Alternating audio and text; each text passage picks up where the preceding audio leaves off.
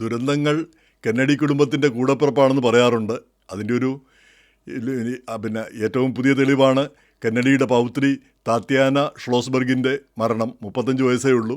അവർ cancer ബാധിച്ചാണ് മരിച്ചത്. അപ്പോൾ അവരെപ്പറ്റി പറയാനായിട്ട് തോന്നുന്നത് പ്രധാനപ്പെട്ട കാര്യം, കഴിഞ്ഞ മാസം അവർ ന്യൂയോർക്കർ മാസികയിൽ ഒരു ലേഖനം എഴുതിയുണ്ടായി. എനിക്കിനി ജീവിക്കാനായിട്ട് 1 വർഷത്തിൽ താഴെയുള്ളൂ, ക്യാൻസർ അത് പിന്നെ ഗുരുതര നിലയിലാണ്. എൻ്റെ 2 മക്കൾ അവരെന്നെപ്പറ്റി എങ്ങനെയാണ് ഓർക്കുക, അവരുടെ ജീവിതത്തിൽ ഞാനുണ്ടാവില്ല. പിന്നെ മൂത്ത മകന് 3 വയസ്സ് ആയുള്ളൂ. അതുപോലെ തന്നെ ഇളയ മകൾക്ക് 19 മാസം മാത്രമേ ആയിട്ടുള്ളൂ. അപ്പം ഇളയ മകളുടെ ജീവിതത്തിൽ അവൾക്ക് തന്നെപ്പറ്റി ഓർമ്മിക്കാൻ പോലും കഴിയില്ല. മകന് ഒരുപക്ഷെ പിന്നെ ഓർമ്മയിലെങ്കിലും ഉണ്ടാകാൻ സാധ്യതയുണ്ട്. എന്തായാലും പിരിഞ്ഞു പോകേണ്ടി വരുന്നു എന്നുള്ള രീതിയിൽ ഉള്ള ആ ലേഖനം വളരെ പിന്നെ വേദനാജനകമായിട്ട് തോന്നി. അത് വായിച്ചപ്പോഴത്തേക്ക് ഇത്ര പെട്ടെന്ന് അവർ മരിച്ചു പോകുമെന്നും തോന്നിയതല്ല. അതിൻ്റെ കൂടെയാണ് ഈ കെന്നഡി കുടുംബത്തിലുള്ള ഈ ദുരന്തങ്ങൾ, അതേപ്പറ്റിയും കൂടി ആലോചിച്ച് പോവുകയുണ്ടായി. അപ്പം ഈ താത്യാന ഷ്ലോസ്ബർഗിൻ്റെ അമ്മ കരോളിൻ കെന്നഡി, അത് പ്രസിഡന്റ് ജോൺ കെന്നഡിയുടെ മകള്. പിന്നെ അവരുടെ ഭർത്താവ്, പിന്നെ അവർക്ക് ഇപ്പോൾ 67 വയസ്സ്. ഭർത്താവ് പിന്നെ ഷ്ലോസ്ബർഗ്, പിന്നെ ഷ്ലോസ്ബർഗ് എന്ന് പറഞ്ഞാൽ അദ്ദേഹത്തിന് 80 വയസ്സുണ്ടെന്ന് പറയുന്നു. അദ്ദേഹം യഹൂദ വംശജനാണ്. പക്ഷേ മക്കളൊക്കെ പിന്നെ ക്രിസ്ത്യാനികളായിട്ട് തന്നെയാണ് വളരുന്നത്.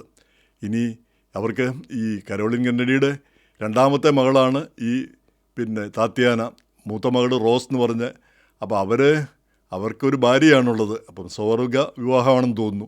അപ്പോൾ 2ാമത് പിന്നെ ഇളയാളാണ് ജാക്ക് ഷ്ലോസ്ബർഗ്, ഇളയ മകൻ. അപ്പോൾ അദ്ദേഹമാണ് 12ാം ഡിസ്ട്രിക്റ്റിൽ നിന്ന് കോൺഗ്രസിലേക്ക് മത്സരിക്കുമെന്ന് പ്രഖ്യാപിച്ചു. അതേപ്പറ്റി നമ്മൾ നേരത്തെ സംസാരിക്കുകയും ചെയ്തിരുന്നു. അപ്പോൾ എന്തായാലും ഈ ഒരു ദുരന്തം ആ കുടുംബത്തിൽ വീണ്ടും ഒരു ദുരന്തം കൊണ്ട് വരുന്നു എന്ന് പറയുമ്പോഴത്തേക്ക് എല്ലാവരും ഈ പഴയ ദുരന്തങ്ങളെ പറ്റിയൊക്കെ പിന്നെ പറയുകയും അനുസ്മരിക്കുകയും ചെയ്യുന്നു. പ്രസിഡന്റ് കെന്നഡി കൊല്ലപ്പെടുന്നത് 1963 അദ്ദേഹത്തിന് 46 വയസ്സ് മാത്രമാണെന്നുള്ളത്. പിന്നെ പ്രസിഡന്റ് ആവുന്ന 2ാമത്തെ പ്രായം കുറഞ്ഞ വ്യക്തിയായിരുന്നു അദ്ദേഹം. ആദ്യത്തെ വ്യക്തി ഈ തിയഡോർ റൂസ്വെൽറ്റ്, അദ്ദേഹം 42 വയസ്സിലെ മറ്റേ പ്രസിഡൻ്റായി. അത് പിന്നെ പ്രസിഡൻ്റാകാൻ കാര്യം, അന്ന് വൈസ് പ്രസിഡൻ്റ് ആയിരുന്നു 1901. അന്ന് വില്യം മക്കിൻലി എന്ന് പറഞ്ഞ പ്രസിഡന്റ് വെടിയേറ്റ് മരിച്ചപ്പോൾ തിയഡോർ റൂസ്വെൽറ്റ് പ്രസിഡൻ്റായി. പിന്നീട് പിന്നെ അദ്ദേഹം ഇലക്ഷനിൽ വിജയിച്ചു.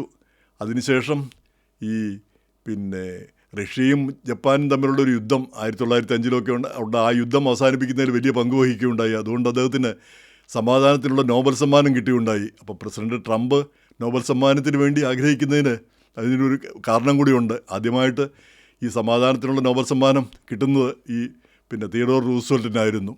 അപ്പോൾ പിന്നീട് അദ്ദേഹം ഈ ഇലക്ഷനൊക്കെ കഴിഞ്ഞ്, പ്രസിഡന്റ് സ്ഥാനമൊക്കെ കഴിഞ്ഞ്, പിന്നെ ഒരു ടേം കഴിഞ്ഞ് വീണ്ടും അദ്ദേഹം ഒരിക്കൽ കൂടെ മത്സരിക്കുകയുണ്ടായി.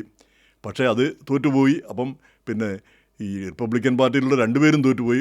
പകരം ഈ വുഡ്രോ വിൽസൺ എന്ന് പറഞ്ഞ ഡെമോക്രാറ്റ് വിജയിക്കുകയും ചെയ്തു. അപ്പോൾ ഈ ചരിത്രമൊക്കെ, പഴയ ചരിത്രങ്ങളൊക്കെ ഒന്ന് താല്പര്യമുള്ളവർക്ക് വായിച്ചു നോക്കാവുന്നതാണ്. ഇത് രസമുള്ള ചില കാര്യങ്ങളൊക്കെ നമുക്ക് പിന്നെ പഠിക്കാനായിട്ട് പറ്റും. എന്തായാലും ഈ കെന്നഡി കുടുംബത്തെ പറ്റി പിന്നെ വരുമ്പോൾ, ഈ കെന്നഡിയുടെ പിന്നെ വിധവ ജാക്വലിൻ, അവർ ഒരു കപ്പൽ കമ്പനി ഉടമയെ വിവാഹം കഴിച്ചത് പിന്നെ ആഗോള വാർത്തയായിരുന്നു, ഒനാസിസ്. അങ്ങനെ ജാക്വലിൻ ഒനാസിസ് എന്ന് പറഞ്ഞ് അവരും 64ാമത്തെ വയസ്സിൽ ക്യാൻസർ വന്ന് മരിക്കുകയായിരുന്നു ചെയ്തത്. ഇനി പിന്നെ ഈ കെന്നഡിയുടെ ഇളയ അനിയൻ, പിന്നെ അടുത്ത അനിയൻ ഈ റോബർട്ട് എഫ് കെന്നഡി, അദ്ദേഹം പ്രസിഡന്റ് സ്ഥാനാർത്ഥിയായിരിക്കും 69-ൽ വെടിയേറ്റ് കൊല്ലപ്പെട്ടു. പിന്നെ ഇളയ സഹോദരനാണ് എഡ്വേർഡ് കെന്നഡി. അദ്ദേഹവും ഒരു അപകടം, ഈ ചപ്പാക്കിടിക്കെന്നോ മറ്റോ പറഞ്ഞൊരു സംഭവം ഉണ്ടായത്. അദ്ദേഹവും പിന്നെ സെക്രട്ടറിയും കൂടെ പോകുമ്പോൾ അപകടം ഉണ്ടായി. ആ സെക്രട്ടറി മരിച്ചു. അപ്പോൾ ആക്ഷേപങ്ങൾ പിന്നെ ഉണ്ടായി.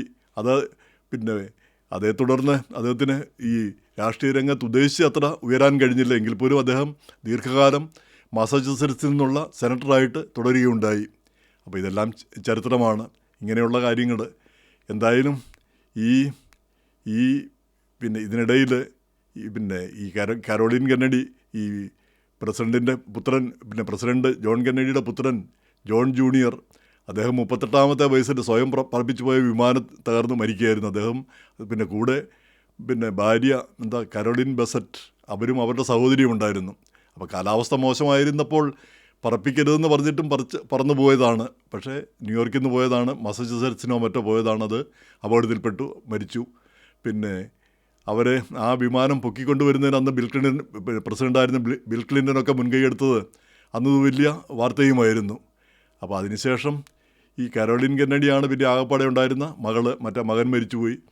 പിന്നെ അവർക്കാണ് ഈ 3 മക്കളുണ്ടായിരുന്നത്. റോസ് പറഞ്ഞ പിന്നെ മകള്, പിന്നെ അവർക്ക് ഭാര്യയാണുള്ളത്. പിന്നെയുള്ള മകളാണ് ഈ താത്യാന. അതിനുശേഷമുള്ള പിന്നെ മകനാണ് ഈ ജാക്ക് ഷ്ലോസ്ബർഗ്. അദ്ദേഹമാണ് മത്സരിക്കാനായിട്ട് ഒരുങ്ങുന്നത്.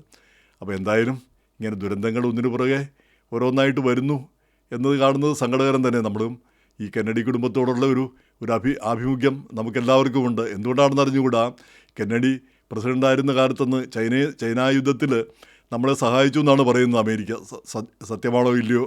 എന്തായാലും കെന്നഡിക്ക് വലിയൊരു പിന്നെ മാസ്മരിക പിന്നെ ഭാവം പിന്നെ ഇന്ത്യയിൽ കിട്ടിയിട്ടുണ്ട്. എന്തുകൊണ്ടോ പിന്നെ ആ കെന്നഡി എന്നുള്ള ആ പേരിന് വലിയൊരു പ്രാധാന്യം ഇന്ത്യൻ ജനതയിൽ കിട്ടിയിരിക്കുന്നു. അപ്പോൾ അതുകൊണ്ട് കെന്നഡി കുടുംബത്തിൽ നടക്കുന്ന ചെറിയ കാര്യങ്ങൾ പോലും ഇന്ത്യയിൽ വലിയ വാർത്തയായി മാറുന്നു.